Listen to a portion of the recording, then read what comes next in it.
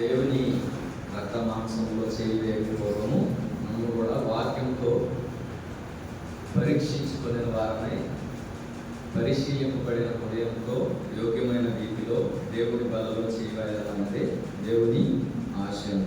కాబట్టి మనం కూడా బలలో చేయలేక పూర్వము వాక్యంలో నుంచి మొదటి కొరింథీయులకు రాసిన పత్రిక 11వ అధ్యాయము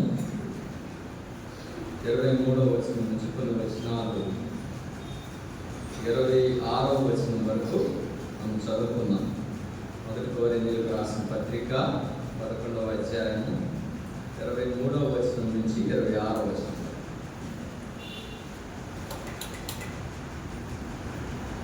ఒక వచనం నేను చదువుతా, ఒక వచనం మీరు చదవండి. నేను మీకు అప్పగించిన దాన్ని ప్రభు వలన పొందితిని. ప్రభు అయిన యేసు తాను అప్పగింపబడిన రాత్రి యొక్క రొట్టెను ఎత్తుకొని కృతజ్ఞతాస్తుతులు చెల్లించి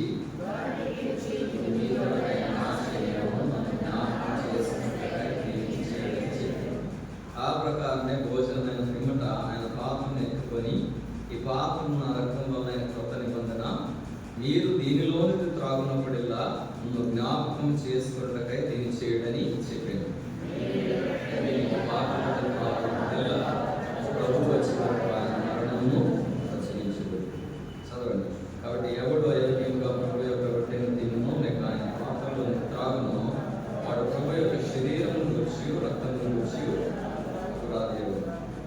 కాబట్టి ప్రతి మనుషుడు తను తాను పరీక్షించుకునవలను. అలా చేసి ఆ రొట్టెని తిని ఆ పాత్రలోని త్రాగవలను. ప్రభు శరీరమని వివేచింపక తిని త్రాగువాడు తన శిక్షాలు కలుగుటకే తిని త్రాగుతున్నాడు. ఇందువలన మీలో అనేకులు బలహీనులను రోగులనై ఉన్నారు, చాలా మంది నిద్రించుతున్నారు. అయితే మనమే విమర్శించుకుని ఎడల తీర్పు పొందక పోదుము. ప్రార్థన చేస్తుంది. ప్రభు సార్ మమ్మల్ని మిగిలిగా ప్రేమించిన మా ప్రియ ప్రభుత్వ తండ్రి, ఉదయకాలం నుంచి వరకు కూడా ఆయన ప్రభావ పాటల ద్వారా ఆరాధన వర్తమానంలో ఆరాధన ద్వారా మేము పొందాలనుకుంటున్నాం. ఇప్పుడు కూడా మేము కూడా నీ రక్త మాంసంలో చేయలేకపోతుండగా ఆయన ప్రభావ మేము కూడా ప్రతి ఒక్కరము ఆయన ప్రభావాన్ని వాక్యం సెలవిచ్చిన రీతిగా నేను పరిశుద్ధుడనైన ప్రకారం మీరు పరిశుద్ధులైనటువంటి వాక్యం సెలవిస్తుంది. కాబట్టి పరిశుద్ధుడమైన నేను ఆయన ప్రభావ నీవు కూడా పూజించాలి, ఆనందం చేయాలంటే మేము కూడా పరిశుద్ధమైన జీవితం కలిగి ఆయన ప్రభావ అందులో చేయాలని వాక్యం సెలవిస్తుంది. కాబట్టి ఇప్పుడు కూడా మేము కూడా వాక్యం ధ్యానించబోతుండగా నిలబడే నేను కూడా అయోగ్యులను, అపాత్రులను, ఎన్నిక లేని వాడను, దీనులను, దరిద్రులను, పనికి మాలిన వాడను, నిష్ప్రయోజకుడులను ఒప్పుకొంచున్నాను. ఆయన ప్రభు నిలబడే నేను కూడా ఖాళీ పాత్రలను ఒప్పుకొంచున్నాను. ఆయన ప్రభు నాలోని తలంపులను, మాటలను, క్రియలను, మానవ తలంపులన్నిటిని కూడా తీసివేసి మీ ఆత్మ చేత నన్ను కూడా నింపి ఆయన ప్రభు కొలతలేని మీ ఆత్మతో ఆయన ప్రభు నన్ను కూడా నింపుకుంటూ రమ్మని కూడి వచ్చిన ప్రజలందరికీ ఆత్మీయ పిలుపుల కొరకు వారు కూడా నిష్పటులుగా, నిందారహితులుగా, నిష్కల్మషులుగా ఆయన ప్రభు నీ రక్త మాంసంలో చేయటకు కావలసిన వాక్య లేఖన భాగంలో కూడా మీరే దయచేసుకోవడానికి ప్రార్థన చేస్తున్నాం. మాట 11 ప్రకారం 10:20 లోక 12 ప్రకారం మీ ఆత్మను నా యందుంచి ప్రతి విషయంలో కూడా మీరే మహిమ పొందుతురమ్మని సమస్త ఘనత, మహిమ, ప్రభావములు నీకే చెల్లిస్తూ మా ప్రభువును ప్రియరక్షకుడైన యేసుక్రీస్తు వారి అతి శ్రేష్టమైన నామమున మిక్కిలి వినయంతో ప్రార్థించి అడిగి వేడుకొంచున్నాను తండ్రి. ఆమేన్. కాబట్టి ప్రతి వారం కూడా మనము ఇదే వాక్య లేఖన భాగమును ఏం చేస్తున్నాం? ధ్యానించే వారంగా ఉన్నాం. కాబట్టి ఒకే వాక్యము పదే మనతో మాట్లాడుతుందంటే దాని అర్థం ఏమిటంటారు? టీచర్ స్కూల్లో ఉన్న పిల్లలకు ఒకే పాఠాన్ని ప్రతిరోజు అదే పాఠాన్ని చెప్తున్నారంటే దాని అర్థం ఏంటని? ఆ పాఠంలో పిల్లలు నేర్చుకోలేదు, దాని ప్రకారంగా నడవలేకపోతున్నారు, దాని ప్రకారంగా జీవించలేకపోతున్నారు. కాబట్టి దేవుని వాక్యం కూడా ఆయన రక్తమాంసంలో చేయి వేసే మనం కూడా పదే ఇదే వాక్యము ధ్యానిస్తున్నాం. కాబట్టి అంటే ఏంటంటే ఇంకా పరిపూర్ణులము కాలేదు అని అర్థం. కాబట్టి అందుకని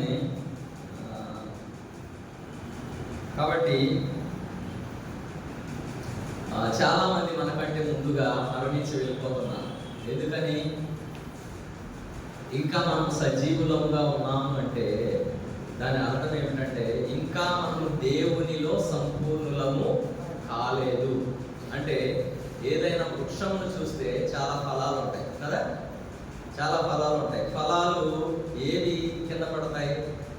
ఏ ఫలం అయితే మంచిగా తయారవుతుందో, ఏ ఫలం అయితే పండుతుందో, ఏ ఫలం అయితే అన్ని రకములుగా ఉంటుందో, అది ఫలభరితమైనదిగా అయినప్పుడు మాత్రమే ఆ ఫలము రాలి. కాబట్టి ఈ దినాన మనం కూడా దేవుని సన్నిధిలో ఇటు రీతిగా చేరికూడి వచ్చామంటే దాని అర్థం ఏంటంటే ఇంకా మనం అసంపూర్ణంగానే ఉన్నాం.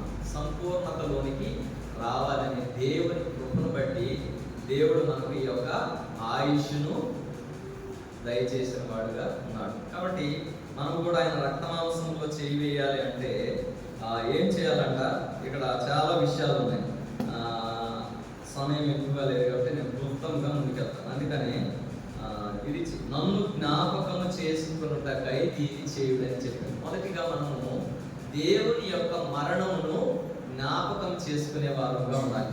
కాబట్టి ఆ రక్తమాంసంలో చేయి వేసే మనము ఏదో వాక్యం చెప్పారు అందులో చేయి వేసామంటే కాదు. ఏమి జ్ఞాపకం చేసుకోవాలి?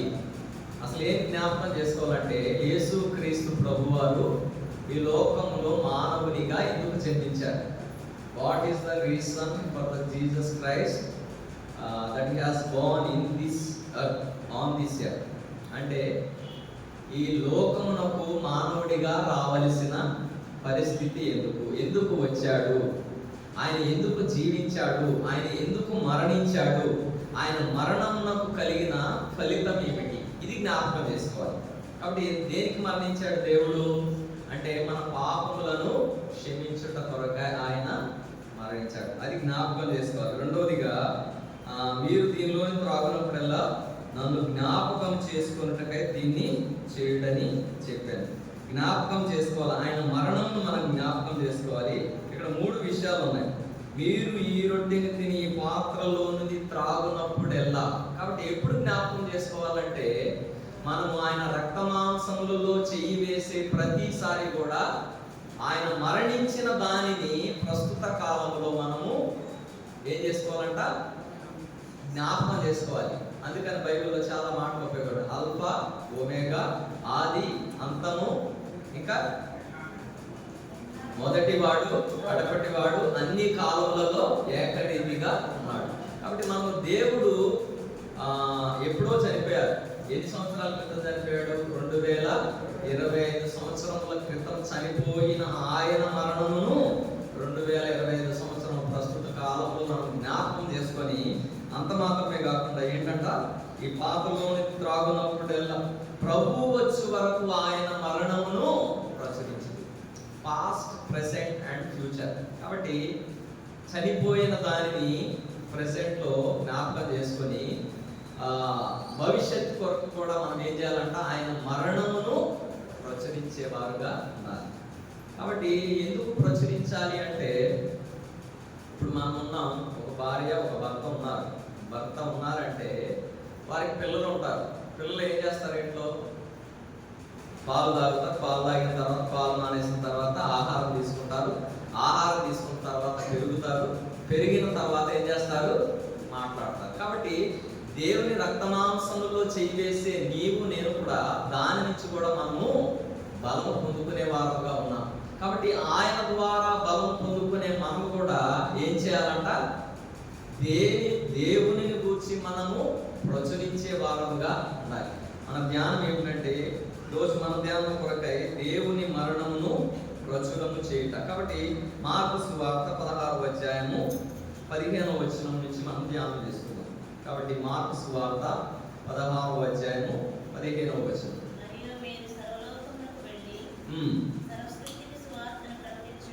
ప్రకటించుడి, నమ్మి బాప్తిసం పొందినవాడు రక్షింపబడును, నమ్మని వానికి శిక్ష విధింపబడును.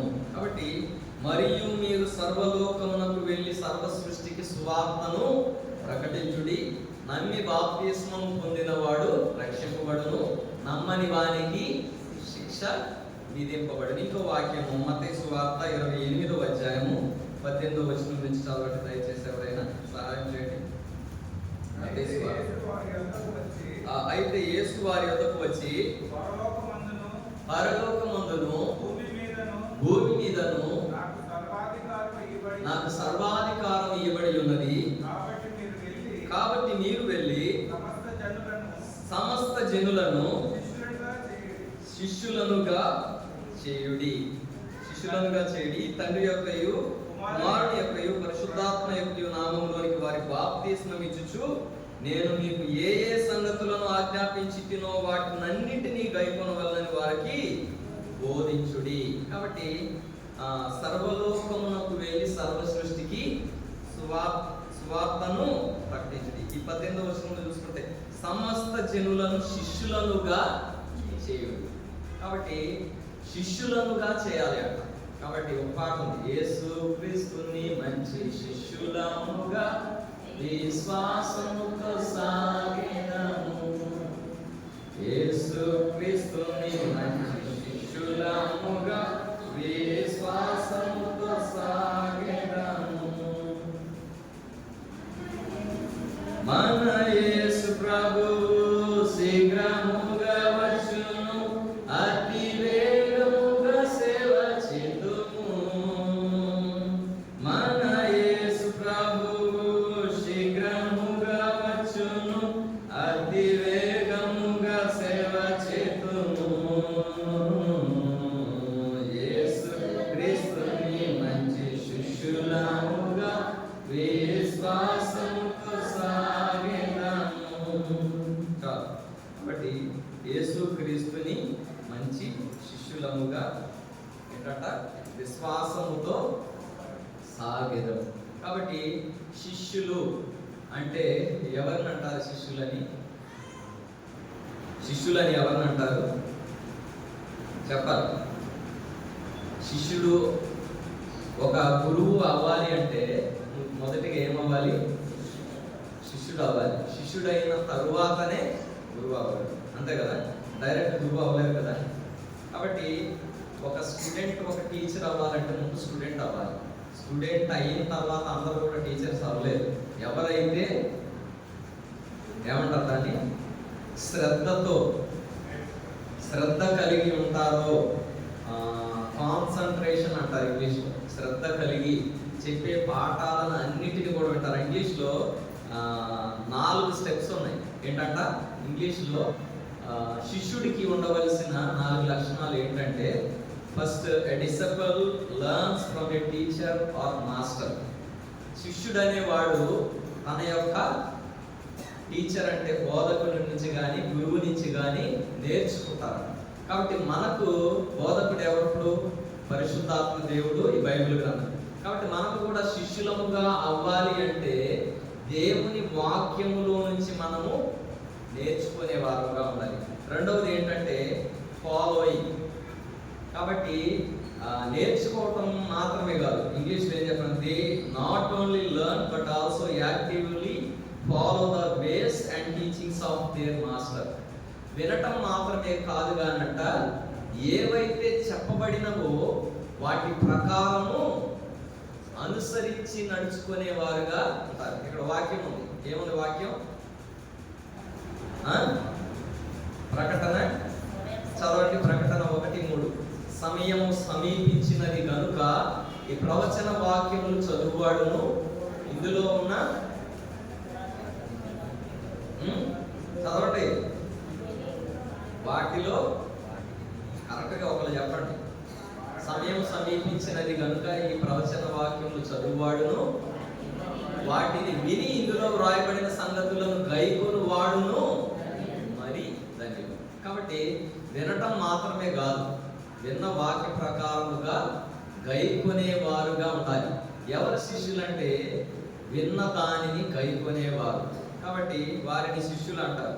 మూడవదిగా ట్రాన్స్ఫర్మేషన్. ఇంకోటి ఉంది అప్రెంటిస్ అంటారు. అప్రెంటిస్ అంటే ఏదైనా ఒక చదువు అయిపోయిన తర్వాత ఒకరి కింద జాయిన్ అవుతారు. ఒక సీనియర్ ఎవరైతే ఉన్నారో వాళ్ళ కింద తెలుసు కదా, అప్రెంటిస్ చేస్తున్నాం అంటారు. ఇప్పుడు నర్సింగ్ చదివిన వాళ్ళు వాళ్ళు పెద్ద నర్సులు, డాక్టర్లు ఎవరైతే ఉన్నారో వాళ్ళ కింద ట్రైనింగ్లో ఉంటారు. అలాగే దేవుని శిష్యులముగా మనం కూడా అవ్వాలంటే దేవుని వాక్యం ద్వారా, దేవుని సేవకుల ద్వారా, దేవుని సహవాసం ద్వారా మనం కూడా ఆయన కింద, ఆయన ఆధీనంలో ఉన్నప్పుడు మాత్రమే మనము శిష్యులముగా కాగలము. తర్వాత 4వది ఏంటంటే ట్రాన్స్ఫర్మేషన్. ట్రాన్స్ఫర్మేషన్ గురించి ఏం చెప్పబడిందంటే the goal of a disciple is to be transformed to become like their master and carry on their works or legacy. అంటే ఈ శిష్యుడికి ఉన్న మెయిన్ ఎయిమ్, గోల్ అంటే ఆయన గురి, ఆయన ఎయిమ్, యాంబిషన్ అంటారు కదా. యాంబిషన్ అంటే నీ గోల్ ఏంటి, నీ యాంబిషన్ ఏంటంటే నేను డాక్టర్ అవ్వాలి, లేకపోతే నేను టీచర్ అవ్వాలి, నేను పోలీస్ అవ్వాలి. ఇది ఇలాగ అనేకమైన మనకు ఎయిమ్స్ అండ్ యాంబిషన్ ఉంటాయి. కానీ శిష్యుడికి ఉండే ఏకైక లక్ష్యం అంటే ఏంటంటే the goal of a disciple is to be transformed to become like there master. కాబట్టి అతని గురువు, అతని బోధకుడు ఎవరైతే ఉన్నారో వారి రూపంలోనికి మారిపోవటం, వారిలా జీవించటమే ఈ శిష్యుడికి ఉండే లక్ష్యం. కాబట్టి యేసుక్రీస్తు ప్రభువారి శిష్యులముగా మనం కూడా ఉండాలి అంటే, అనేకులకు సువార్త ప్రకటించాలి అంటే, మనం కూడా ఆయన శిష్యులముగా అవ్వాలి అంటే మనకు ఉండవలసిన కొన్ని లక్షణాల గురించి మనం కూడా చూసుకుందాం. మొదటిగా లూకా సువార్త 14వ అధ్యాయము 25వ వచనం. లూకా సువార్త 14వ అధ్యాయము 25వ వచనం.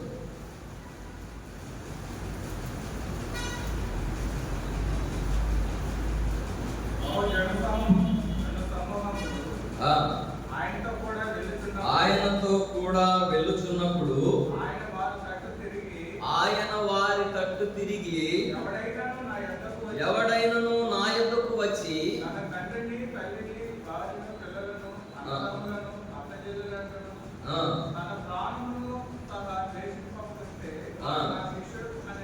అతడు నా శిష్యుడు కానేరడు.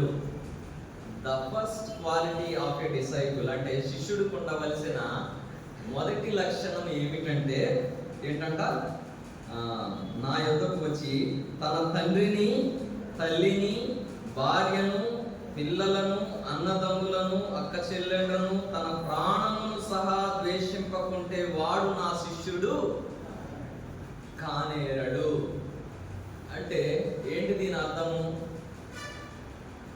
తండ్రిని, తల్లిని, భార్యను, పిల్లలను, అక్క చెల్లెళ్ళను, అన్నదమ్ములను, తన ప్రాణమును సహా ద్వేషింపకుంటే వాడు నా శిష్యుడు కానేరు. అంటే వీరందరినీ ద్వేషింపమని అర్థమా? అదేనా? నీ తండ్రిని, నీ తల్లిని సన్మానింపుము అని ఉంది. అంటే ఏమిటి దీని ఆత్మీయ అర్థం అంటే, ఒక సేవకుడు ఏ విధంగా చెప్పాడంటే, దేవుడు దేనితో పోల్చబడ్డాడు అంటే ఒక సూర్యునితో పోల్చబడ్డాడు. దేవుడు అంటే సూర్యుడు, పిల్లలు అంటే నక్షత్రాలు, భార్య అంటే చందమామ. అర్థమవుతుందా? ఆత్మీయంగా అర్థం చేసుకుంటారని ఇలా చెప్తున్నాను. సూర్యుడు ఎవరంట? సూర్యుడు దేవునితో పోల్చబడ్డాడు. కాబట్టి పిల్లలేమో నక్షత్రములతో పోల్చబడ్డారు, భార్య ఏమో చంద్రునితో పోల్చబడ్డారు. ఎన్ని నక్షత్రాలు ఉన్నా కానీ, చంద్రుడు ఉన్నా కానీ ఏది అవసరము? సూర్యుడు లేకుండా సమస్తం కూడా శూన్యం, ఏమీ ఉండదు. కాబట్టి అంటే ఏంటంటే దీని అర్థము, దేవుని విషయానికి వచ్చేసరికి అది భార్య కావచ్చు, పిల్లలే కావచ్చు, అన్నదమ్ములే కావచ్చు, అక్క చెల్లెలే కావచ్చు, ఏదైనా కూడా మనల్ని దేవుని నుండి ఎడబాయకూడదు. The first preference we have to give is to God. అంటే దేవునికి మొదట స్థానం మనం ఇచ్చేవారుగా ఉండాలి. కాబట్టి యేసుక్రీస్తు ప్రభువారి శిష్యులముగా మనం అవ్వాలి అంటే మొదటిగా బలలో చేయేసే మనం కూడా అంతటి స్థానం మనం ఇవ్వగలుగుతున్నాము, ఇస్తున్నామంటారా? మొదటి పరీక్ష ఏంటంటే దేవునికి ఇవ్వవలసిన స్థానమును దేవునికి ఇస్తున్నామా? ఆయన శిష్యులముగా మనం ఉంటున్నాము. శిష్యులను తయారు చేయడం కాదు, ముందు we have to become the true disciple of Christ. అంటే మనమే దేవునికి నిజమైన శిష్యులుగా అవ్వాలి.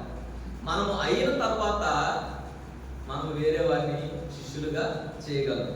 కాబట్టి మొదటిగా దేవుని రక్తమాంసంలో చేయివేసే మనము మన తండ్రిని, తల్లిని, భార్యను, పిల్లలను, అన్నదమ్ములను, అక్క చెల్లెండలను, ప్రాణమును సహా, అంటే అంత దానికి రావాలంటే ముందు వీరిని విడిచిపెట్టేవారు. అంటే విడిచిపెట్టడం అంటే ఏమి కాదు, అన్నిటిని దేవుడే ఇచ్చాడు. మన భార్యను దేవుడే ఇచ్చాడు, మన తండ్రిని, తల్లిని, పిల్లలను కూడా దేవుడే ఇచ్చాడు. కానీ దేవుని విషయానికి వచ్చేసరికి దేవునికి ఇవ్వవలసిన స్థానం మనం దేవునికి ఇవ్వాలి. అవసరమైతే వారిని కూడా విడిచిపెట్టి దేవుని దగ్గరికి వచ్చేవారుగా ఉండాలి. సింపుల్ మీ ఎగ్జాంపుల్ చెప్పాలంటే, అర్థం అవ్వాలంటే, ఆదివారం దేవుని మందిరం ఉంది. ఉంటే ఎవరైనా చుట్టాలు వచ్చారు. చుట్టాలు వచ్చినప్పుడు మనం దేవుని శిష్యులం అవుతే ఏం చెప్తాం? నేను ఇవాళ ప్రార్థనకి వెళ్ళాలి, కాబట్టి 10 గంటల నుంచి 1 గంట వరకు నాకు ప్రార్థన ఉంది, నేను ఈ సమయానికి వెళ్ళి సమయానికి వస్తా. వచ్చిన తర్వాత ఉందాం, కలుద్దాం, తిందాం, ఏమన్నా చేద్దాం. కానీ దేవునికి మొదటి స్థానం ఇవ్వడం అంటే అది అందరూ అవసరమే. ప్రార్థన అయిపోయిన తర్వాత వెళ్ళి వాళ్ళు కలిసి వారితో సంతోషించడం, విడిచిపెట్టడం అంటే అది పర్మనెంట్గా విడిచిపెట్టడం కాదు.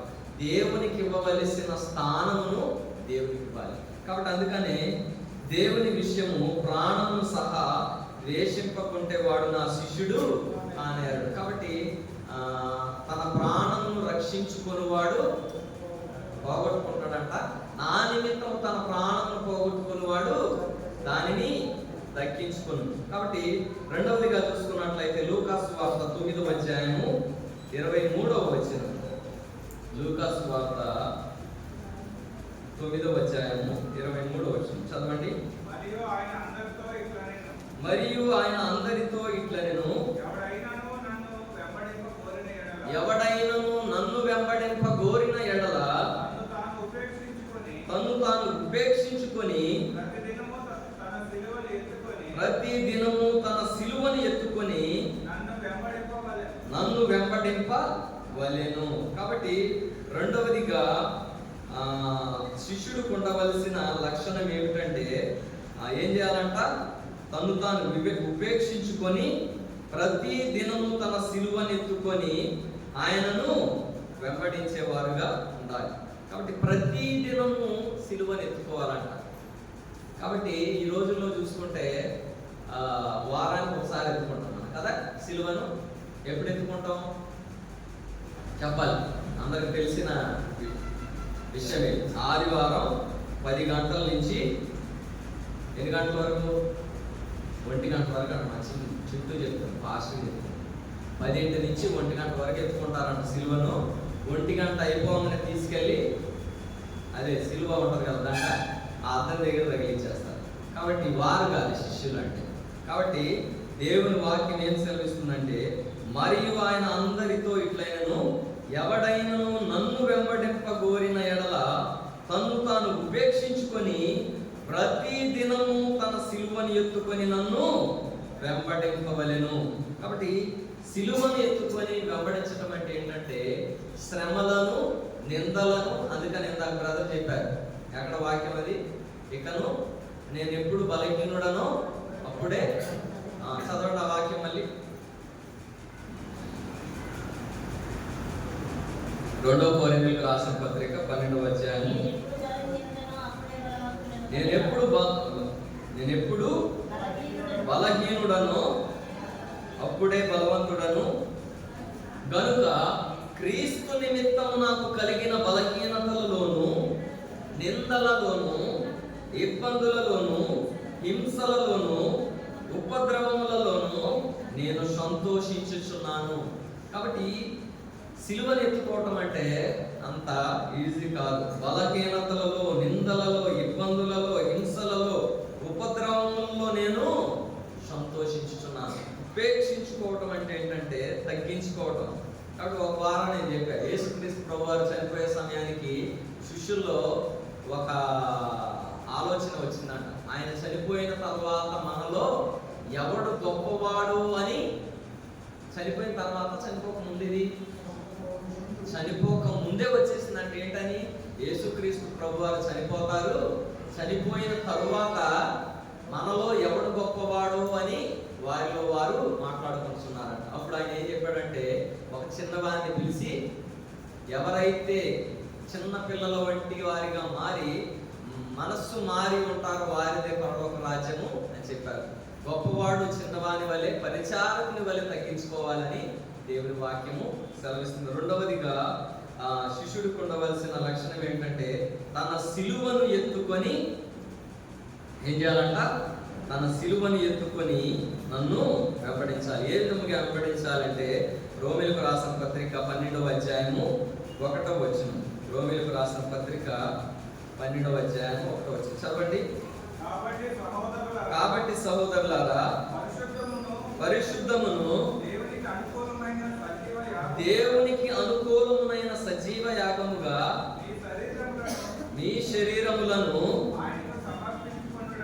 ఆయనకు సమర్పించుకొనుడని దేవుని వాత్సల్యమును బట్టి మిమ్మును బతిమాలుకొనుచున్నాను.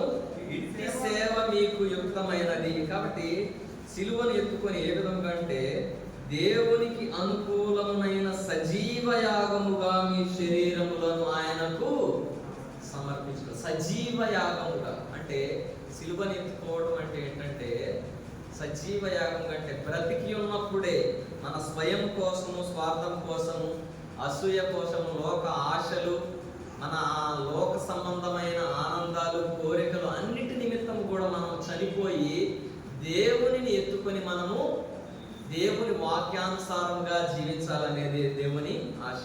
కాబట్టి రెండవదిగా శిష్యుడికి ఉండవలసిన లక్షణం ఏంటంటే, తను తాను ఉపేక్షించుకొని ప్రతిదినం కూడా సిలువను ఎత్తుకొని మోసుకొని వెళ్ళేవారుగా ఉండాలనేది మూడో విషయం.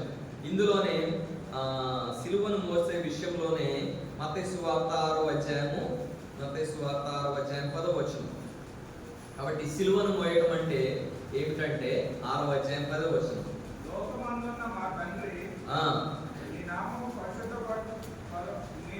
పరిశుద్ధపరచబడును గాక, నీ రాజ్యము వచ్చును గాక,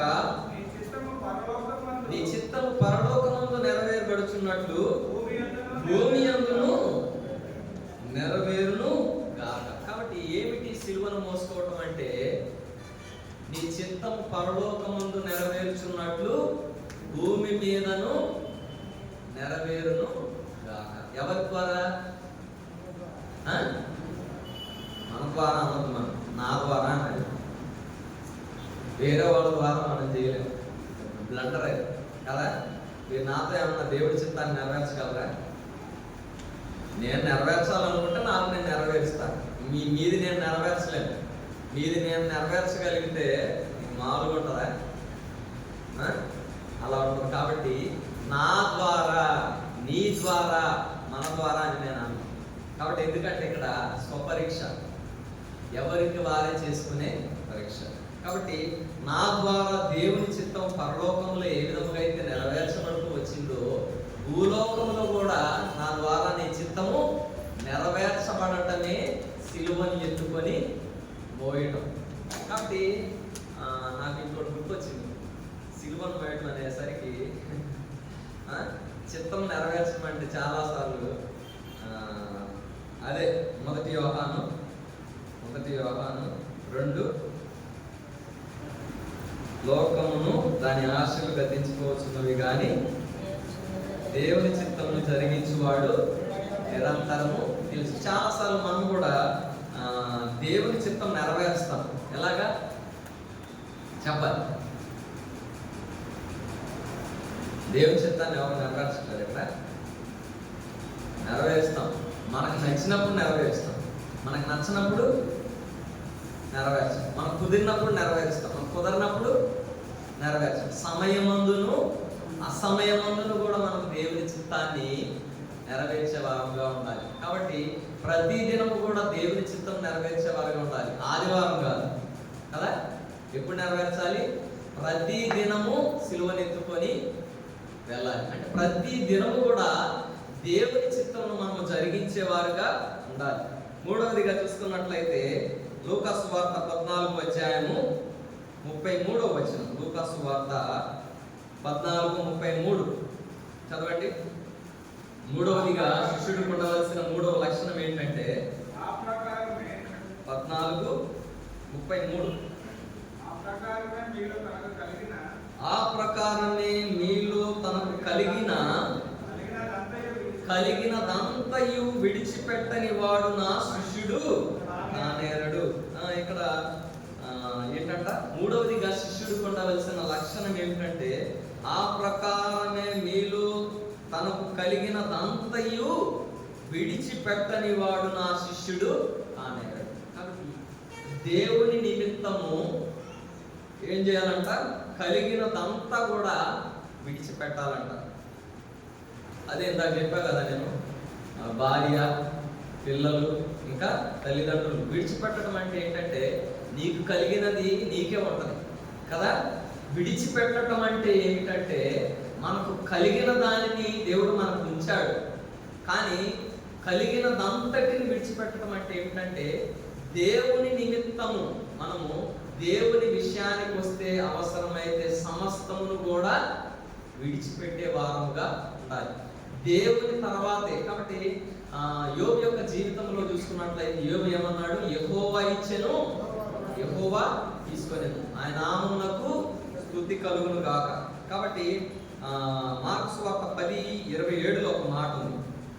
నికోదేముకు యేసుక్రీస్తు ప్రభువుకు జరిగిన సంభాషణలో మార్కు 10:17 చదవండి. మార్కు సువార్త 10:17 ఆయన బయలుదేరి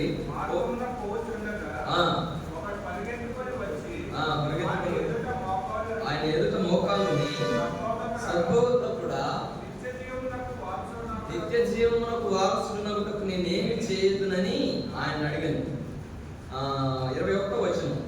యేసు అతన్ని చూచి అతన్ని ప్రేమించి, నీకు ఒకటి పొదువుగా ఉన్నది, నీవు వెళ్ళి నీకు కలిగినవన్నీ అన్ని పేదలకిమ్ము, పరలోకముందు నీకు ధనము కలుగును, నీవు వచ్చి నన్ను వెంబడించుమని చెప్పాను. అతడు మిగుల ఆస్తి గలవాడు గనుక ఆ మాటకు చిన్నబుచ్చుకొని దుఃఖపడుచు వెళ్ళిపోయింది. కానీ అందుకని ఇంకొక మాట యేసుక్రీస్తు ప్రభువారు ఏం చెప్పారంటే, ధనవంతుడు పరలోకంలో చేరుట కంటే వంటె సూది బెజ్జములో దూరుట సులభమంట. కాబట్టి కలిగినదంతటిని కూడా ఏం చేయాలంటే దేవుని కొరకు మనము విడిచిపెట్టాలి. అంటే కలిగినదే దేవుడు మనకి ఇచ్చేది మనకు ఉంటుంది.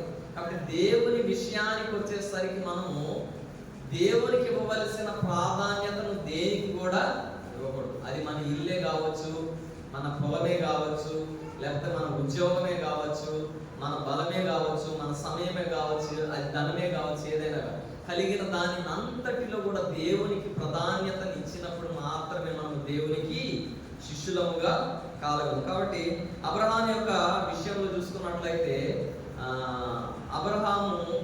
అబ్రహాముకు దేవుడు ఇస్సాకును ఇచ్చాడు. కాబట్టి ఇస్సాకు పుట్టనంత వరకు కూడా అబ్రహాము దేవుడిని ఎంతో ప్రేమించిన వాడు ఉన్నాడు. ఎప్పుడైతే ఇస్సాకు అతని కుమారుడిగా వచ్చాడో దేవునికి ఇవ్వవలసిన ప్రాధాన్యతను ఇస్సాకు మీదకి వచ్చింది. అప్పుడు దేవుడు అబ్రహాము యొక్క విశ్వాసమును పరీక్షించడానికి ఏమని అన్నాడు, నీకు ఒక్కగానైనా కుమారుడైన ఇస్సాకు నాకు మోరియా పర్వతం మీద బలిగా అర్పించమన్నాడు. అప్పుడు అబ్రహాము ఏం చేశాడంట, దేవుని మాటకు లోబడి వెళ్ళి ఏం చేశాడంట, ఇస్సాకును బలిగా అర్పించటానికి వెళ్ళాడు. కాబట్టి కలిగిన దాని అంతటిని దేవుని కొరకు విడిచిపెట్టడం అంటే అదే. కాబట్టి దేవుని విషయానికి వస్తే దేనినైనా కూడా మనం విడిచిపెట్టే వారముగా ఉన్నప్పుడు మాత్రమే మనం దేవుని శిష్యులముగా కాగలం. కాబట్టి మనం కూడా రక్త మాంసంలో చేయవేసే మనం కూడా ఆ విధముగా మనం ఉన్నాము. మొదటిగా తండ్రిని, తల్లిని, పిల్లలను, అక్క చెల్లెలను, అన్నదమ్ములను కూడా విడిచిపెట్టే వారంగా ఉండాలి. రెండవదిగా ప్రతి దినం మన సిలువనెత్తుకొని వెంబడించే వారంగా ఉండాలి. మూడవదిగా మనకు కలిగిన దాని అంతటిని కూడా ఆయన కొరకు విడిచిపెట్టే వారంగా ఉండాలి. ఈ మూడు విషయాల్లో మనము దేవుని శిష్యులముగా ఉన్నామో లేదో పరీక్షించుకోవాలి. ఇంకా కొన్ని విషయాలు నేను మీకు చూపిస్తాను. ఇదే మత్తయి సువార్త క్లుప్తంగా చూసుకుందాం. 28వ అధ్యాయము రాసుకోగలిగిన వారు రాసుకోండి. మత్తయి సువార్త 28వ అధ్యాయము 28:19.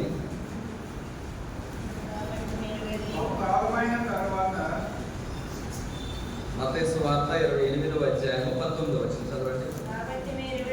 కాబట్టి మీరు వెళ్ళి సమస్త జనులను నాకు శిష్యులనుగా చేయుడి. కాబట్టి మొదటిగా శిష్యుడుకు ఉండవలసిన లక్షణం ఏంటంటే ఏముంది 19వ వచనంలో? కాబట్టి మీరు వెళ్ళి సమస్త జనులను శిష్యులనుగా చేయుడి. కాబట్టి శిష్యులనుగా చేయాలి అంటే మొదటిగా మనం ఏం చేయాలంట? వెళ్ళాలి అంటే ఏంటంటే దేన్ని సూచిస్తుందంటే విధేయతను చూపిస్తుంది. కాబట్టి దేవుని వాక్యం ఏదైతే మనకు సెలవిస్తుందో, కాబట్టి దేవుని ఆజ్ఞలు ఏవైతే ఉన్నాయో, దేవుని కట్టడలు ఏవైతే ఉన్నాయో వాటికి విధేయత చూపించే వారముగా మనము ఉండాలి. కాబట్టి అందుకనే దేవుని వాక్యం ఏం సెలవిస్తుందంటే 1 తెస్సలోనికైలకు రాసిన పత్రిక 2వ అధ్యాయం 13వ వచనం చదవండి. 1 తెస్సలోనికైలకు రాసిన పత్రిక 2వ అధ్యాయం 13వ వచనం. 2:13. ఆ హేతువు చేతను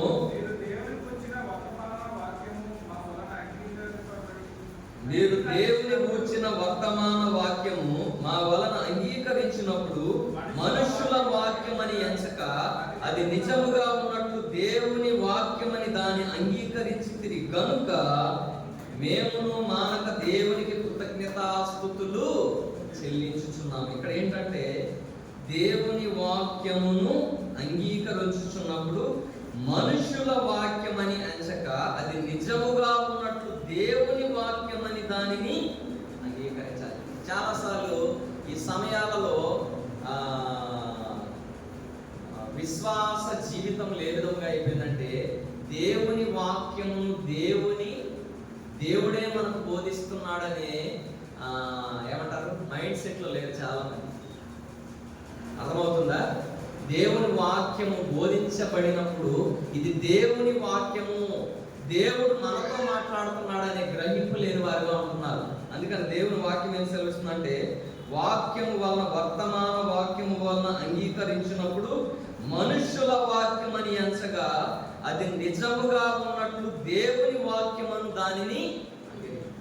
ఇక్కడ ఈ సమయాల్లో ప్రాబ్లం ఏమవుతుందంటే దేవుని చూడవలసిన మనుషులు ఏం చేస్తున్నారంటే ఇక్కడ నిలబడే మనుషుల్లో చూస్తున్నారు.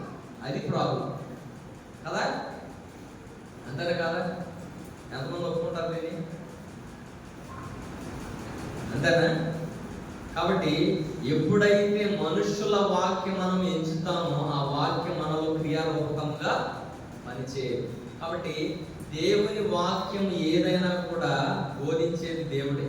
కాబట్టి అందుకనే దేవుని వాక్యమని దాన్ని అంగీకరించి గనుక మేము మానక దేవునికి కృతజ్ఞత స్థుతులు చెల్లించుచున్నాము. కాబట్టి ఇంకో వాక్యం ఏమిటంటే 1 తెస్సలోనికైలకు రాసిన పత్రిక అదే కదా చదివినప్పుడు 2 తిమోతి 3:16 చదవండి. 2 తిమోతి 3వ అధ్యాయం 16వ వచనం. 2 తిమోతి 3వ అధ్యాయం 16వ వచనం. దైవజనుడు సన్నద్ధుడై ప్రతి సత్కార్యమునకు పూర్ణముగా సిద్ధపడి ఉండునట్లు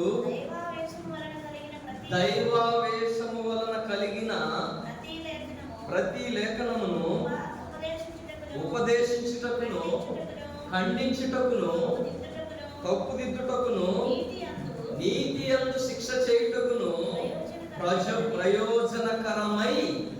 కాబట్టి మీరు అబ్జర్వ్ చేశారు లేదో ఇక్కడ నిలబడే ప్రతి దాసుడు కూడా ఏం చేస్తున్నారు? ఏమీ లేనివాడను, కూర్చున్న వారి కంటే వీరుడను దరిద్రుడను, నాలో ఏ మంచితనం లేదు, నా వల్ల ఎవరికి కూడా ఉపయోగం లేదు నాయన, ఖాళీ పాత్ర నాయన, నీతో నన్ను నింపు నాయన, నీవే మాట్లాడు నాయన, సిల్వ చాటును మరుగుపరుచుకో నాయన. మాట్లాడే ప్రతి మాట కూడా ప్రతి ఒక్కరికి కూడా ఉపయోగకరముగా ఆత్మీయముగా ఎదుగుదలడానికి ఉండునట్లు చేయనాయనని ప్రార్థన చేస్తారు. అంటే ఏంటి? వారిని వారు దేవుని ఆత్మకు సమర్పించుకుంటున్నారు. అంటున్నారు. ఎప్పుడైతే మనం దేవుని ఆత్మకు సమర్పించుకుంటామో ఆత్మ తానే మనలోనికి వచ్చి అనేక విషయాలను బోధించేవాడుగా ఉంటుంది. అందుకని దేవుని వాక్యం ఏమంటుందంటే, దైవజనుడు సన్నద్ధుడై ప్రతి సత్కార్యములకును పూర్వముగా సిద్ధపడి ఉండునట్లు దైవావేశము వలన కలిగిన ప్రతి లేఖను ఉపదేశించుటకును, ఖండించుటకును, తప్పుదిద్దుటకును, నీతి అందు శిక్ష చేయుటకును ప్రయోజనకరము. చాలాసార్లు మనం కూడా దేవుని వాక్యం చెప్పినప్పుడు దేవుని వాక్యంను వాక్యంలాగే తీసుకోవాలి. అర్థమవుతుందా? చాలాసార్లు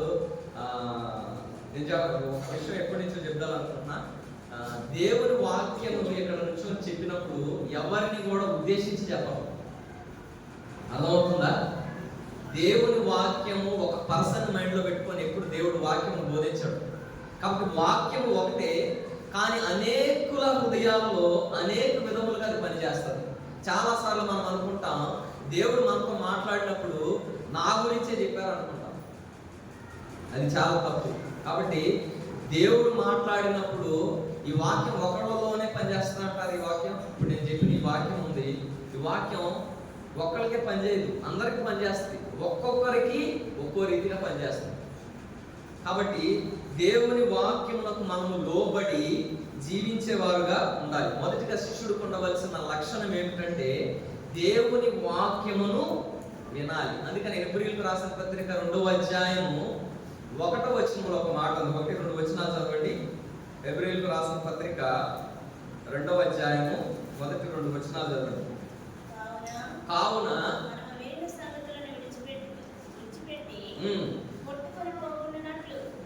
కొట్టికొల్పోకుండానట్లు వాటి యందు మరి విశేష జాగ్రత్త కలిగి ఉండవలెను. కాబట్టి ఇక్కడ ఏంటంట, కావున మనము వినిన సంగతులను విడిచిపెట్టి కొట్టుకొని పోకుండానట్లు వాటి యందు మరి విశేష జాగ్రత్త కలిగి ఉండవాలి. కాబట్టి ఎంత విన్నామన్నది కాదు, what is the take away అంటారు. ఏమి తీసుకొని వెళ్తున్నాం, ఏమి నేర్చుకొని వెళ్తున్నాం, ఏమి మార్చుకొని వెళ్తున్నాం, ఏమి ఒప్పుకొని వెళ్తున్నాం, వేటిని విడిచిపెట్టి వెళ్తున్నాం, ఎందులో మార్పు చెందిన వారంగా మనం ఉన్నామనేదే ముఖ్యం. కాబట్టి దేవుని వాక్యం వినిన సంగతులు కొట్టుకొని పోకుండా చూచుకునే వారముగా ఉండాలనేదే దేవుని ఆశ ఉంది. కాబట్టి ఇక్కడ చూసుకున్నట్లయితే యాకోబు పత్రిక 1వ అధ్యాయంలో కూడా 22వ వచనంలో ఒక మాట ఉంది. మీరు వినువారు మాత్రమైంది మిమ్మల్ని మీరు మోసపుచ్చుకోకుండా వాక్య ప్రకారం ప్రవర్తించువారునై యుండుడి. ఎవడైనను వాక్యమును వినువాడై ఉండి దాని ప్రకారముగా ప్రవర్తింపని వాడైతే వాడు అద్దంలో తన సహజ ముఖమును చూచుకొని మనుషుని పోలియుండును. వాడు తను చూచుకొని అవతలికి పోయి తాను ఇటువాడు వెంటనే. కాబట్టి దేవుని వాక్యము, అందుకని నా బ్రదర్ అన్నాడు ఏంటంట, రక్షణను కాపాడుకోవడం. అర్థానికి ఏంటంట, క్షమించు నాయన, క్షమించు నాయన, క్షమించు నాయన. వారం రావటం, క్షమించమంటాం, తీసుకోవటం, వెళ్ళటం, మళ్ళీ కంటిన్యూ ద సేమ్, మళ్ళీ రావటం, మళ్ళీ క్షమించమంటాం, మళ్ళీ తీసుకోవటం, మళ్ళీ వెళ్ళటం, సేమ్ మిస్టేక్. నేను చెప్పాను అది కడుగుబడిన బంది, ఇంకోటి ఒక్కతన వాంతికి. కాబట్టి మన జీవితాలు కూడా ఆత్మీయముగా ఆ విధముగా అయిపోయాయి. కాబట్టి మనం కూడా ఏంటంట, వినువారు మాత్రమై ఉండి మనం మోసపుచ్చుకునే వారముగా ఉండకూడదంట. ఏ విధంగా ఉండాలంటే వాక్య ప్రకారం ప్రవర్తించు వారునై ఉండు. ఎందుకంటే విన్న వాక్య ప్రకారంగా జీవించకపోతే ఏంటంటే, సింపుల్ మీకు ఇంకా బాగా అర్థం అవ్వాలంటే ఏం చెప్పాలంటే, మందిరంలో 2 పెద్ద అద్దాలు పెట్టినట్టు, అటు ఒక అద్దము, ఇటు ఒక అద్దం. వచ్చిన వాళ్ళందరికీ ఎవరెవరు ఎలా ఉన్నారో బాగా కనపడుతుంది. అమ్మో నా మొహం మీద పౌడర్ ఉంది, నా మొహం మీద ఏదో మచ్చ ఉంది, అది దాన్ని వచ్చేసి ఇక్కడ చూసుకొని దాన్ని తుడుచుకొని వెళ్ళిపోయిన తర్వాత, మెట్లు దిగి వెళ్ళిపోయిన తర్వాత మళ్ళీ మొహంలో నువ్వేం చేసుకున్నావో అది మర్చిపోయేవారుగా ఉంటున్నారు. కాబట్టి దేవుని వాక్యం కూడా మనం విన్నప్పుడు వినిన దాని ప్రకారం జీవించకపోతే మన జీవితం కూడా అద్దంలో ముఖము చూసుకొని మర్చిపోయే వారి లాగానే ఉంటుందంట. కాబట్టి ఆ విధముగా మనం కూడా ఉండకుండా దేవుని వాక్యములకు విధేయత చూపించే వారంగా ఉండాలి. కాబట్టి శిష్యుడికి ఉండవలసిన లక్షణం ఏంటంటే, దేవుడు మనకు సెలవిచ్చిన దానిని లోబడి వెళ్ళే వారంగా ఉండాలి, వెళ్ళాలి. రెండవది ఇందులోనే నేను ఏ ఏ సంగతులను ఆజ్ఞాపించితునో వాటిని గైకొనవలనని వారికి బోధించాలి. కాబట్టి వినటం మాత్రమే కాదు, బోధించాలి అంటే ముందు మనము నేర్చుకోవాలి. మనం నేర్చుకున్న తర్వాత ఇతరులకు బోధించగలం. కాబట్టి అందుకనే అనేకులకు మన యొక్క రక్షణ స్వార్థను ప్రకటించలేని వారంగా ఉంటాం, ఆయన మరణ వార్తను ప్రకటించలేని వారంగా ఉంటాం. కాబట్టి యేసుక్రీస్తు శిష్యులుగా మనం కూడా ఉంటే ఆయనకు లోబడి దేవుడు మనకు ఆజ్ఞాపించిన దాని కొరకు మనము వెళ్ళే వారంగా ఉంటాము. రెండవదిగా బోధించే వారంగా ఉంటాము. ఇంకొకటి శిష్యుడికి ఉండే ఇంకో లక్షణం ఏమిటంటే ద్వితీయోపదేశకాండము 6వ అధ్యాయము 5వ వచనం. ద్వితీయోపదేశకాండము 6వ అధ్యాయం 5వ వచనం చదవండి. 6:5. నీ పూర్ణ హృదయముతోను, నీ పూర్ణ ఆత్మతోను, నీ పూర్ణ శక్తితోను నీ దేవుడైన యెహోవాను ప్రేమింపవలెను. కాబట్టి నీ పూర్ణ హృదయముతోను, నీ పూర్ణ ఆత్మతోను, నీ పూర్ణ శక్తితోను నీ దేవుడైన యెహోవాను ప్రేమింపవాలి. కాబట్టి ఆయన రక్తమాంసంలో చేవేసే మనం కూడా మన పూర్ణ హృదయంతో ఆయనను ప్రేమించే వారంగా ఉన్నామా? మన పూర్ణ ఆత్మతో దేవుని ప్రేమించే వారంగా ఉన్నామా? పూర్ణ బలంతో మనము దేవుని ప్రేమించే వారముగా ఉన్నాము. దేవుని ప్రేమించడం అంటే ఏమిటంటే యోహాను సువార్త 14వ అధ్యాయం 15వ వచనం చదవండి. యోహాను సువార్త 14వ అధ్యాయం 15వ వచనం చదవండి. మీరు నన్ను ప్రేమించిన ఎడల నా ఆజ్ఞలను గైకొందురు. కాబట్టి శిష్యుడికి ఉండే ఇంకో లక్షణం ఏమిటంటే ప్రేమించేవాడుగా ఉంటారు. అంటే పూర్ణ హృదయంతో, పూర్ణ ఆత్మతో, పూర్ణ శక్తితో. కాబట్టి ఈ మూడింటితో కూడా మనం దేవుని ప్రేమించే వారముగా ఉన్నామంటే ఎవరు ప్రేమిస్తున్నారంటే ఎవరు నన్ను ప్రేమించిన వాడు నా ఆజ్ఞలను గైకొన్నాడు. కాబట్టి మనం ఆయన రక్తమాంసంలో చేసే నీవు నేను ఆయనను ప్రేమించే వారముగా ఉన్నామా?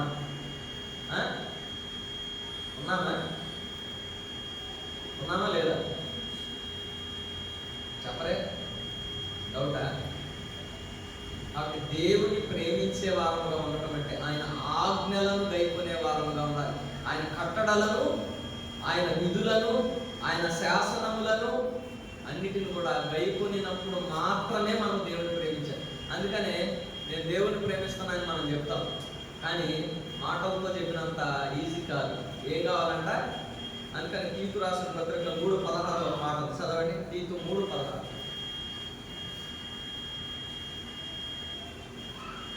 తీతుకు రాసిన పత్రిక 3వ అధ్యాయము 16వ వచనం.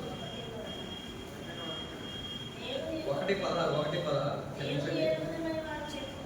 దేవుని ఎరుగుదమని వారు చెప్పుకుందరు గాని అసహ్యులను, అవిధేయులను, ప్రతి సత్కార్యము విషయము భ్రష్టులనైండి తమ క్రియల వలన ఆయనను ఎరుగమంటున్నారు. కాబట్టి మనం కూడా దేవుని ప్రేమిస్తున్నామని మనం అంటాం, కానీ దేవుని ప్రేమిస్తున్నామంటే ఆయన ఆజ్ఞలను మనము గైకొనాలి. కాబట్టి అందుకని దేవుని వాక్యం ఏం సెలవుస్తుందంటే దేవుని ఎరుగుదమని వారు చెప్పుకుందరు కానీ అసహ్యులను, అవిధేయులను, ప్రతి సత్కార్యము విషయమై భ్రష్టులైంది తమ క్రియల వలన ఆయనను ఎరుగమంటున్నారు.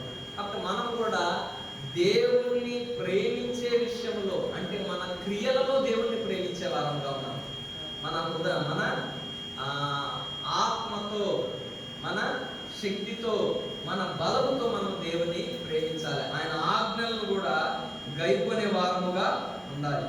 కాబట్టి ఇంకొకటి శిష్యులకు ఉండే ఇంకో లక్షణం ఏమిటంటే మత్తయి సువార్త 5వ అధ్యాయము 16వ వచనం. మత్తయి సువార్త మనుషులు మీ సత్క్రియలను చూచి పరలోకమందున్న మీ తండ్రిని మహిమపరచునట్లు వారి ఎదుట మీ వెలుగు ప్రకాశించుడి. మనుషులు మీ సత్క్రియలను చూచి పరలోకమందున్న మీ తండ్రిని మహిమపరచునట్లు. కాబట్టి మన క్రియల ద్వారా, మన మాటల ద్వారా, మన జీవితం ద్వారా, మన సాక్ష్యం ద్వారా, మన సత్క్రియల ద్వారా దేవుడు మహిమపరచబడుతున్నాడు.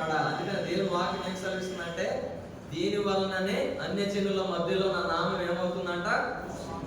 దూషణ పాలవుతుంది. కాబట్టి దేవునికి మహిమ రావాల్సిన విషయములు మన ద్వారా ఏమొస్తుందంట? దూషణ పాలవుతుంది. కాబట్టి ఆయన శిష్యులముగా మనము కూడా అయితే ఏంటంట? మన సత్క్రియల ద్వారా మనం ప్రకాశించే వారముగా ఉంటాం. 1 యోహాను 5వ అధ్యాయము 1 యోహాను 5:9 ఒక మాట ఉంది ప్రకాశించే దాని గురించి.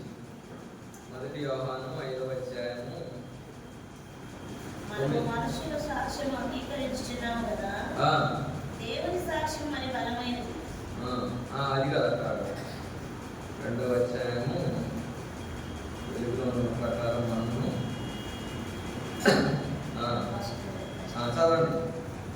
5:1-5 మేము ఆయన వలన విని మీకు ప్రకటించే వర్తమానం ఏమనగా దేవుడు వెలుగైనాడు, ఆయన యందు చీకటి ఎంత మాత్రమును లేదు. ఆయనను కూడా సహవాసం గలవారని చెప్పుకొని చీకటిలో నడిచిన ఎల్లా మనం అబద్ధమాడుచు సత్యమును జరిగింపుకుందాం. అయితే ఆయన వెలుగులో ఉన్న ప్రకారం మనమును వెలుగులో నడిచిన ఎడల మనము అన్యోన్య సహవాసం గలవారమైనము. అప్పుడు ఆయన కుమారుడైన యేసు రక్తము ప్రతి పాపం నుండి మనలను పవిత్రులుగా చేయండి. కాబట్టి దేవుడు వెలుగై ఉన్నాడు. కాబట్టి ఆయనలో మనం ఉంటే మనలో కూడా ఆ వెలుగు ఉంటుంది. కాబట్టి ఆయనలో మనము లేకపోయినా, మనలో ఆయన లేకపోయినా, అందుకని యోహాను సువార్త 14వ అధ్యాయంలో మాట ఉంది, నా యందు మీరును మీ యందు నా మాటలు. కాబట్టి దేవుని వాక్యం మనలో ఉంటే మనలో వెలుగు ఉంటుంది. ఎప్పుడైతే దేవుని వాక్యం మనలో ఉంటుంది, వెలుగు మనలో ఉంటే మనం ప్రకాశించే వారముగా ఉంటాం.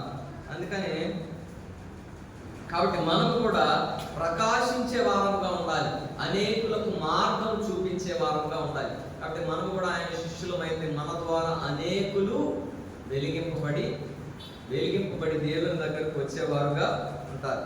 కాబట్టి ఇంకొక 2 విషయాలు చూపించి నేను ముగించేస్తాను. కాబట్టి శిష్యులుగా ఉండాలి అంటే ఉండవలసిన ఇంకో లక్షణం ఏమిటంటే 1 కొరింథీయులకు రాసిన పత్రిక 15వ అధ్యాయము 58వ వచనం. 1 కొరింథీ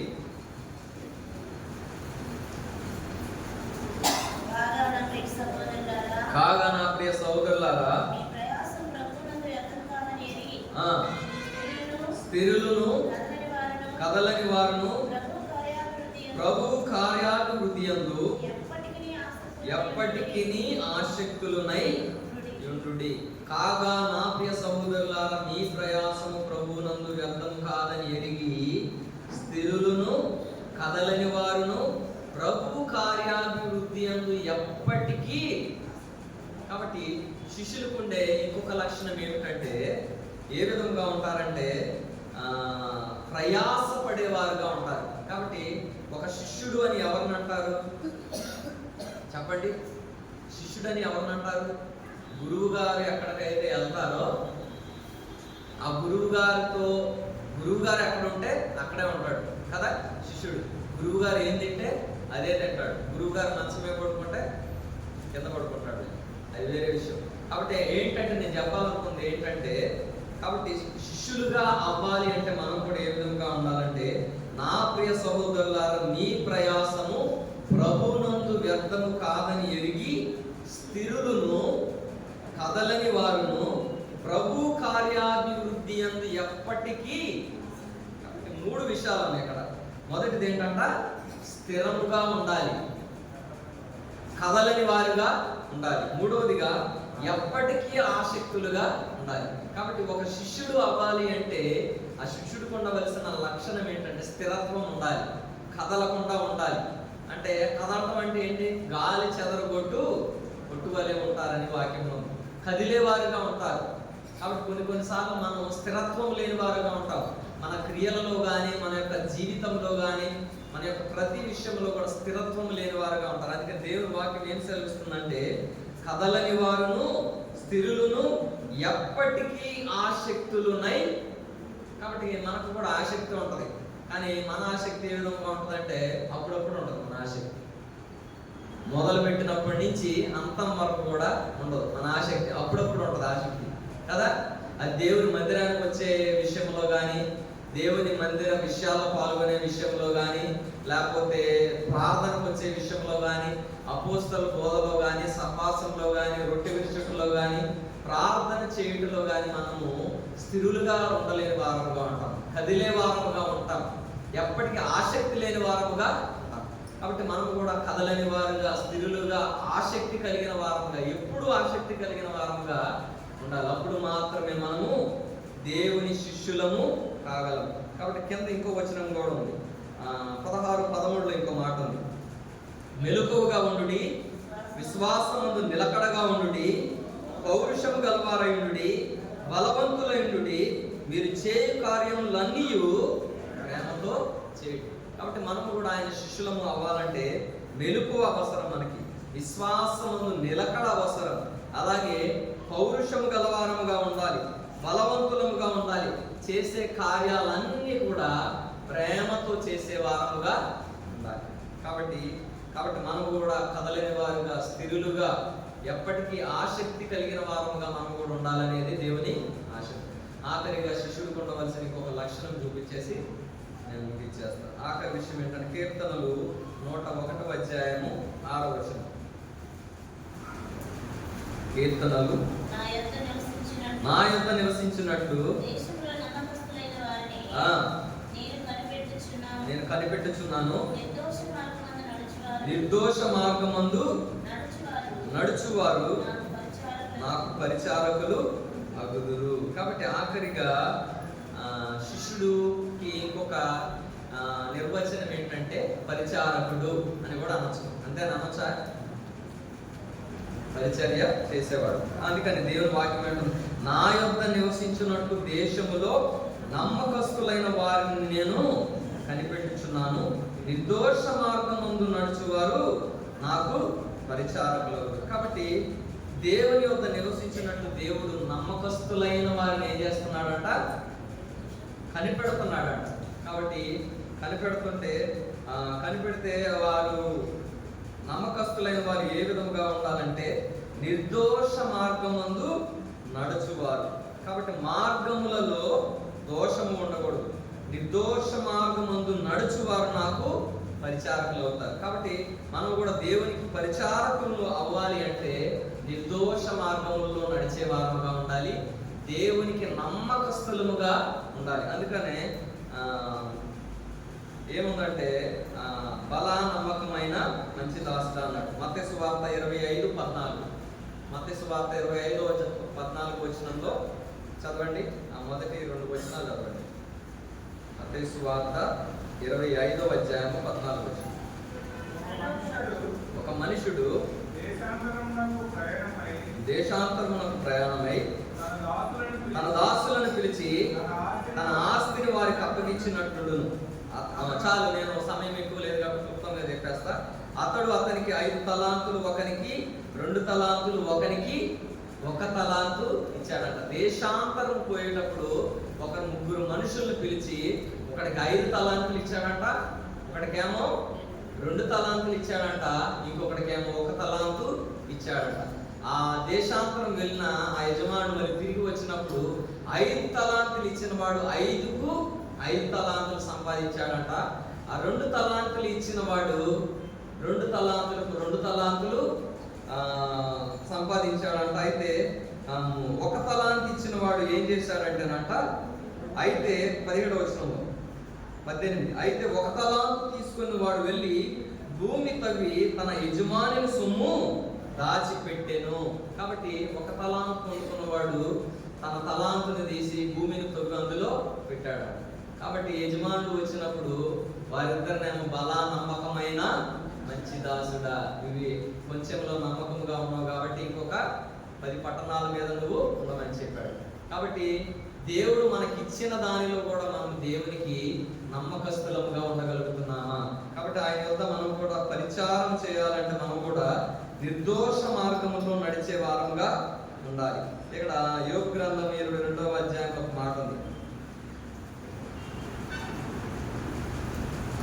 22వ అధ్యాయము 21వ వచనం నుంచి 22, 23 చదవండి. ఆయనతో సహవాసము చేసిన యెడల నీకు సమాధానం కలుగును.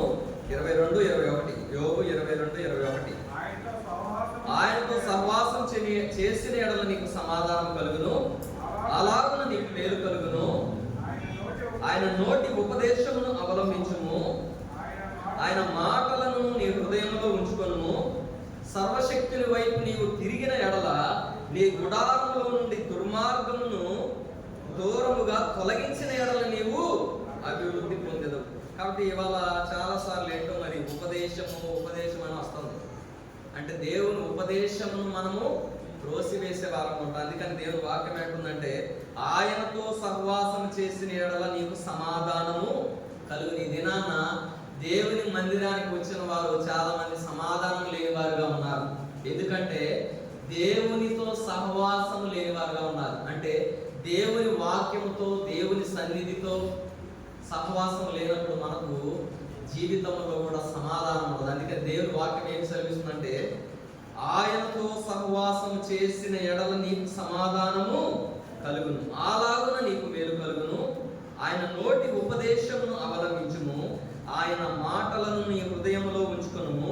సర్వశక్తుని వైపు నీవు తిరిగిన ఎడల. కాబట్టి ఇక్కడ సహవాసం చేయాలి, ఉపదేశమును అవలంబించాలి, ఇంకా ఆయన మాటలు హృదయంలో ఉంచుకోవాలి, సర్వశక్తుని వైపు తిరగాలి.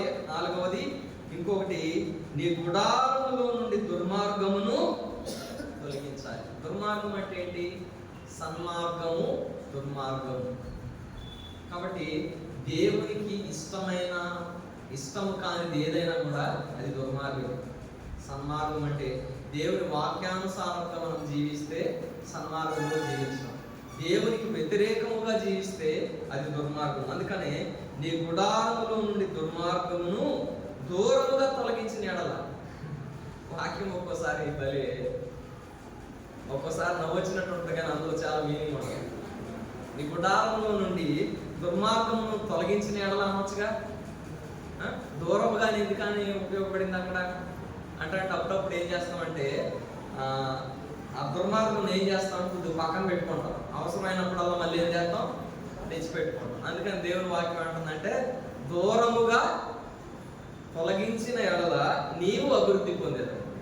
కాబట్టి మనం కూడా అభివృద్ధి చెందలేని వారముగా, సమాధానం లేని వారముగా, ఇంకా హృదయంలో నెమ్మది లేని వారముగా ఉన్నాము. కారణం ఏంటంటే దేవునితో సహవాసం చేయలేని వారంగా ఉంటాం. ఇంకేంటంటే మన గృహాలలో కూడా ఏముందంట, దుర్మార్గం అంటే దేవునికి అయిష్టమైనవి ఉన్నాయి. అందుకని మనం కూడా అన్ని విషయాలలో అభివృద్ధి చెందలేని వారముగా ఉన్నాం, ఆయనకి శిష్యులముగా కాలేని వారముగా ఉన్నాం. కాబట్టి ఆయన రక్తమాంసంలో చేయి వేసే మనం కూడా ఆయన శిష్యులముగా ఉండి చెప్పబడిన వాక్యములన్నిటి ప్రకారం కూడా మనం కూడా మన హృదయంలో కూడా పరిశీలన చేస్తున్న వారమై వాక్యపు వెలుగులో యోగ్యమైన రీతిలో దేవుని బలంలో చేయాలనేది దేవుని ఆశయం. దేవుడి కొద్ది మాటలు మన కొరకు దీవించి ఆశీర్వదించునుగా. ఆమేన్.